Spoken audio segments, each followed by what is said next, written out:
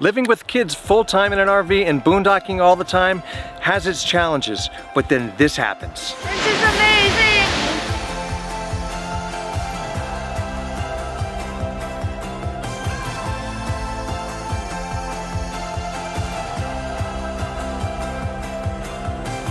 Hey, it's Rose and Glenn from Reset Your Journey. And we're filming today from a very chilly southern Colorado. So far along this journey, we've spent most of our time boondocking. We just want to give you an insight of what it's like to live on the road with kids and look at some of the challenges and some of the really cool positives that we've experienced along this ride. All right, seriously, there is no question that boondocking on federal lands is cheaper than staying in an RV park. Yeah, and it really has allowed us to stay in one place longer and get to explore the area more.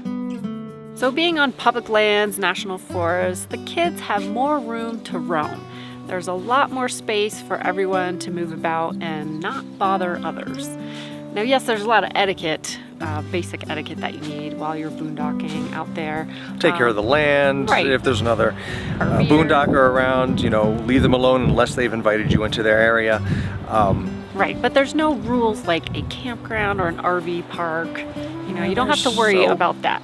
You're so confined in an RV park, and it's so small, and you know, maybe there's the positive aspect of you do bump into other families with kids in an RV park, and it happens less out in BLM land, and you know, you have such a large amount of space to yourself, but importantly, they can run, and they can go off, they can run so far, and you can still see them. They can dig, they can make a mess and then fill it in. You can't do that in an RV park. If you dig in an RV park, they're gonna come yelling at you. But you'll be a lot closer to the land and nature. You can just get out there more versus the parks. Like we said at the beginning, you can explore more and really get into the land. Let's talk about education. Roadschooling for us means learning through firsthand experiences. When we're boondocking, especially, we get out into nature and the land, that becomes our classroom. So does the national parks and the monuments. And junior ranger program. Those are awesome. Let's take that a step further when we discuss boondocking, and it allows geology to become extremely tangible. I mean, when you can immerse yourself in the land and you can pick up rocks in different areas and you can just dig into that dirt and really understand the geology of that zone, wherever you are in the country, it brings learning and road schooling to a whole nother level. I mean, think about dinosaurs. Yeah, like our kids didn't just read a book about dinosaurs. They touched They touched fossils, real fossils, and they walked where dinosaurs once roamed. So cool. You really remember those things, right? There are two other aspects with road schooling that I want to mention. And one is when you're traveling around, history becomes tangible, just like geology and geography, because you get to visit some of these historical sites that become real memories for your children. And the other aspect is maintenance of your RV and your rig and your generators, as you may have seen in other videos. The boys are learning so much from all the things we've done with our rig, and inside and out. Okay, let's go beyond that. Let's talk about conservation and maintaining the land that you're living on. How to police the area and pick up your trash before you leave and fill in any holes that you've dug. How to conserve water and not overuse. How to conserve power as if you're off the grid all the time, because you know, we can wear these batteries out pretty quick and run out of fuel for the generator. So this aspect of road schooling is huge because that's real life. It is, and they also gain this appreciation for the land that we're on, and that is very important for, you know, anyone and anywhere in life. No more land is being made, so we've got to take care of this land, and when we pass that on to our children, we're doing a huge social service. When we got started in this, I knew as a family we were going to be close, but I had no idea we were going to be like this all the time because we're like 3 feet apart no matter what. Okay, it's not that bad. But I do want to say this. Nobody ever laid on their deathbed and said, I wish I had spent more time away from my kids. That's right. We are around each other a lot, but we are out exploring together, learning together as a family, and then we get to come back and talk about, all our experiences, and we're eating together and just a lot of things more so than when, we were back in a home. There was a lot of separation in a house, but there's not the separation here. Yeah. And I thought I would crave free time to myself. It works. This is just nice. We have a fitness background and we owned a gym. So let's talk about that aspect of boondocking with your kids.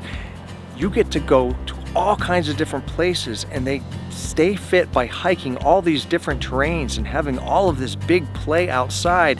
When you're stuck in an RV park, that doesn't work.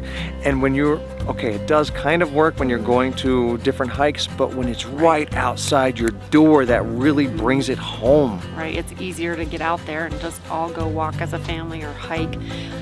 Most boondocking places where we stay, there is somewhere for us to get out and hike and explore. Almost always a trailhead close by. It's amazing. The wow factor, that is another reason to full-time with kids and boondock all the time with kids, because you renew that novelty that sort of becomes novel when you stay in one place for too long and you're constantly pulling into that new Red Rock area, the new mountains, or just a new museum that you get to go see because you're in a new location. It really brings out the bang for kids. If you want to learn more about boondocking with kids, check out our boondocking playlist and it'll answer all your questions.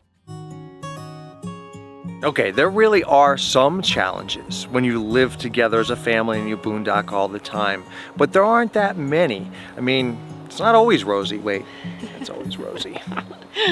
So one challenge is weather, especially bad weather. So when it's rainy or really cold or whatever, too hot, you end up having to stay in the rig a bit. And that can be a little bit of a challenge, but you have to get creative with your space. You play games, we like to play chess, and some card games, and the tablets do come out. The screens come out, and come on, you can't tell me at home you don't watch TV sometimes. So Right.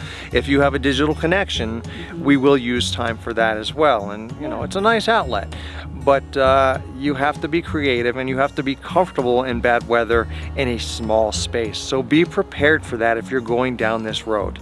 So another challenge while you're full-timing and boondocking is that sometimes there's not a whole lot to do outside of your rig. Boring. Sometimes you're staying out in the desert, or it's just you're kind of remote and there's just not much out there. What do you do? When you need a spot and all you can find is it's flat and nothing there. Yeah. There are times when you will absolutely be bored, but here's your solution. Look around your area before you get there and find all the cool things that you can do with your kids. The museums, the national parks, the great restaurants, the bars. Wait, you don't do that with your kids. But anyway, find those things before you go so that you can get out of your rig. Right. And we do leave our rig quite a bit. That's not a solicitation for someone to come and steal it, thank you. No. But we do leave a lot, and we find these things, and it gives you that break from being out in the middle of nowhere. So get out. So another challenge that we've encountered is connecting with other families when you're boondocking, because you're a lot further from your neighbors. Sometimes you don't have neighbors, and not as many families like us boondock all the time, so you don't make as many friends quickly, but It is possible. It takes a little time, but we found through social media that has been the best way for us to connect and follow each other and end up boondocking on someone's land like we are right now. We boondock together, and yes, we end up on someone's land and have an amazing time with that family and really connect. So those connections when you're boondocking might just be better than the RV park. We hope that this little insight that we've given you about boondocking and living full-time with kids gives you a good idea of what to expect and how to prepare if this is something that you're thinking about doing. Subscribe and smash that like button. Leave a comment. Thanks for watching, and we'll see you in the next video.